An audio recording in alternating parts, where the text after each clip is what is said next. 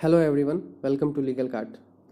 Welcome to this detailed video presentation where we will explore a very significant topic in India's energy sector, private participation in India's nuclear energy. With recent policy shifts and announcements made by the Government of India in 2024, the expansion of nuclear energy is now a major focus area, aiming to meet India's growing energy demands and environmental commitments. नमस्कार, legal cart में आपका स्वागत है। आज के इस video में हम भारत के ऊर्जा क्षेत्र से जुड़े एक महत्वपूर्ण विषय पर चर्चा करेंगे। भारत की परमाणु ऊर्जा में निजी भागीदारी। 2024 में भारत सरकार द्वारा की गई नीतिगत घोषणाओं के साथ परमाणु ऊर्जा के विस्तार को एक महत्वपूर्ण क्षेत्र के रूप में देखा जा रहा है, जिसका उद्देश्य भारत की ऊर्जा मांगों और पर्यावरणीय प्रतिबद्धताओं को पूरा करना है। तो चलिए आइए शुरू करते हैं। Now that we have introduced the topic, let's dive into the background and understand why private participation in nuclear energy is important for India at this stage. अब जब हम अपने विषय का परिचय कर लिया है, तो आइए पृष्ठभूमि में जाएं और समझें कि इस समय भारत में परमाणु ऊर्जा में निजी भागीदारी क्यों महत्वपूर्ण है। In July 2024, during the Union Budget presentation for financial year 24 to 25, the Indian government announced steps towards expanding nuclear energy. This includes promoting small modular reactors SMRs and Bharat Small Modular Reactors BSMR.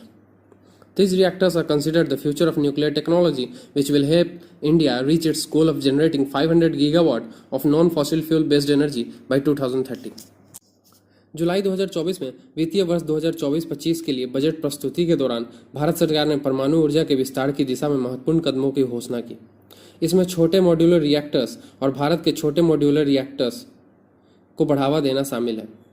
ये reactor भविष्य की परमाणु तकनीक माने जा रहे हैं, जो भारत को 2030 तक 500 गीगावाट गैर जीवाश्म ईंधन आधारित ऊर्जा उत्पन्न करने के लक्ष्य को प्राप्त करने में मदद करेंगे। Here, understanding the background is essential, but it's also crucial to look at the existing legal framework governing nuclear energy in India. Let's now turn our attention to the Atomic Energy Act and its amendments. पृष्ठभूमि को समझना महत्वपूर्ण है, लेकिन परमाणु ऊर्जा के क्षेत्र को नियंत्रित करने वाले मौजूदा कानूनी ढांचे को देखना भी आवश्यक है। आइए अब हम परमाणु ऊर्जा अधिनियम और इसके संशोधनों की ओर ध्यान दें। A key aspect that needs attention is the Atomic Energy Act 1962 (AE), which gives the government control over nuclear energy. Any involvement of private players need to comply with this act. The act is pivotal in regulating atomic energy development and ensuring that safety standards are met, which are critical when discussing the privatization of nuclear energy. हालांकि एक महत्वपूर्ण पहलू जिस पर ध्यान देने की आवश्यकता है वह है परमाणु ऊर्जा अधिनियम 1962, जो परमाणु ऊर्जा पर सरकार का नियंत्रण सुनिश्चित करता है। निजी खिलाड़ियों की भागीदारी इस अधिनियम के अनुरूप होनी चाहिए। यह अधिनियम परमाणु ऊर्जा के विकास को विनियमित और करने और सुरक्षा मानकों का पालन करने में महत्वपूर्ण भूमिका निभाता है, और परमाणु ऊर्जा के निजीकरण पर चर्चा करना इस समय बहुत बेहद जरूरी है। While the legal framework sets the foundation, several challenges arise when it comes to the allowing private participation. Let's explore these challenges, particularly focusing on the Civil Liability for Nuclear Damage Act. हालांकि कानूनी ढांचा नींव तैयार करता है, लेकिन जब निजी भागीदारी की बात आती है तो कई चुनौतियां उत्पन्न होती हैं। आइए इन चुनौतियों की चर्चा करें, खासकर परमाणु क्षति के लिए नागरिक दायित्व अधिनियम पर ध्यान केंद्रित करते हुए। Focusing on the challenges in private sector participation.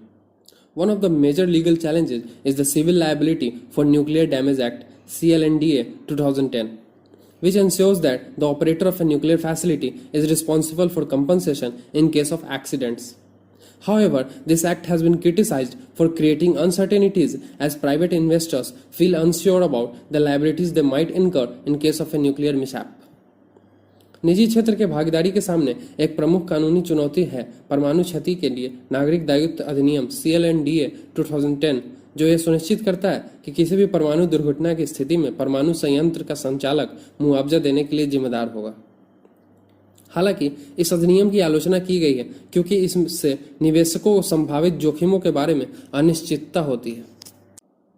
Hence, addressing challenges is one part of the equation. Equally important is the role of the regulatory body responsible for overseeing safety in the nuclear sector, that is, the AERB. Let's now shift our focus to their role. Here, AERB stands for Atomic Energy Regulatory Board. Now, shifting to the role of AERB.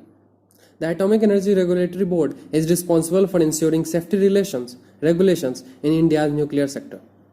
With private participation, the role of AERB becomes even more critical in enforcing safety protocols. Changes in regulatory frameworks to accommodate private players must ensure no compromise on national security or public safety. परमाणु ऊर्जा नियामक board Bharat के परमाणु क्षेत्र में सुरक्षा विनियमों को सुनिश्चित करने के लिए जिम्मेदार है। निजी क्षेत्र की भागीदारी के साथ AERB की भूमिका और भी महत्वपूर्ण हो जाती है ताकि सुरक्षा प्रोटोकॉल का कड़ाई से पालन हो सके। निजी क्षेत्र को समायोजित करने के लिए नियामक ढांचे में बदलाव होने चाहिए, लेकिन इससे राष्ट्रीय सुरक्षा या सार्वजनिक सुरक्षा से कोई समझौता नहीं होना चाहिए। हमने नियामक निकाय की भूमिका जो परमाणु क्षेत्र में सुरक्षा की निगरानी करता है वो भी हमने देख लिया है।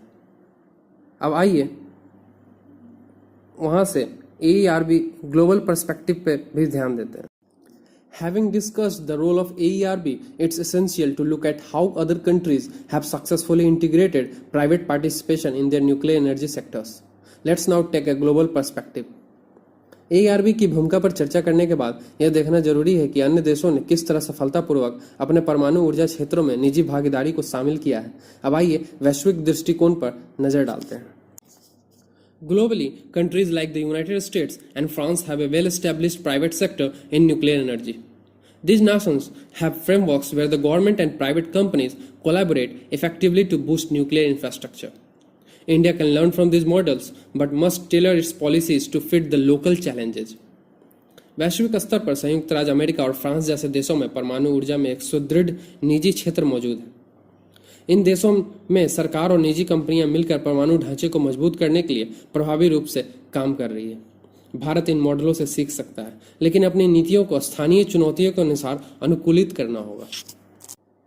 Now that we have seen how other nations manage private participation, let's turn to what the future holds for India in this domain and the potential impact of private involvement on the nuclear sector.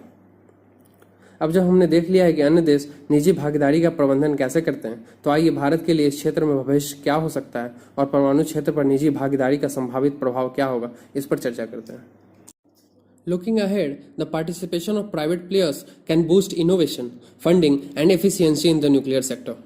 However, the Indian government needs to ensure a clear regulatory framework that addresses legal, safety, and environmental concerns. आगे देखते हुए परमाणु क्षेत्र में निजी खिलाड़ियों की भागीदारी नवाचार, धन और दक्षता को बढ़ावा दे सकती है। हालांकि भारत सरकार को यह सुनिश्चित करने की आवश्यकता है कि एक स्पष्ट नियामक ढांचा हो जो कानूनी सुरक्षा और पर्यावरणीय चिंताओं को संबोधित करे। Let's move to the conclusion, a way ahead. In conclusion, we have covered the key aspects of private participation in nuclear energy, including the legal framework, challenges, global examples, and the way forward. Let's summarize the main points before we wrap up. निष्कर्ष के रूप में हमने परमाणु ऊर्जा में निजी भागीदारी के मुख्य पहलुओं को कवर कर लिया है, जिसमें कानूनी ढांचा, चुनौतियां, वैश्विक उदाहरण और आगे का रास्ता शामिल है। समापन से पहले आइए इन कुछ प्रमुख बिंदुओं का सारांश प्रस्तुत करते हैं। The involvement of the private sector in India's nuclear energy can bring transformative benefits, but only if implemented with strong legal safeguards. And there must be a greater partnership between the government and the private sector. अंत में भारत की परमाणु ऊर्जा में निजी क्षेत्र की भागीदारी से लाभकारी बदलाव आ सकते हैं, लेकिन तभी जब इसे मजबूत कानूनी सुरक्षा उपायों के साथ लागू किया जाए और सरकार और प्राइवेट कंपनियों के बीच समन्वय बना रहे। Thank you for watching. Stay tuned for more such videos on important topics for the exams. धन्यवाद। महत्वपूर्ण विषयों पर और अधिक वीडियो के लिए लीगल कार्ड के साथ जुड़े रहें। तब तक के लिए जय हिंद, जय भारत। शुक्रिया। जय Hind. If you found this video informative, please like, share and subscribe to Legal Card for more in-depth legal analysis. Till then, thank you so much. अगर आपको ये वीडियो अच्छा लगा तो प्लीज़ लाइक करें, शेयर करें और लीगल कार्ड को सब्सक्राइब करें ताकि हम ऐसे ही आपके लिए आगे से वीडियो लाते रहें। तब तक के लिए शुक्रिया।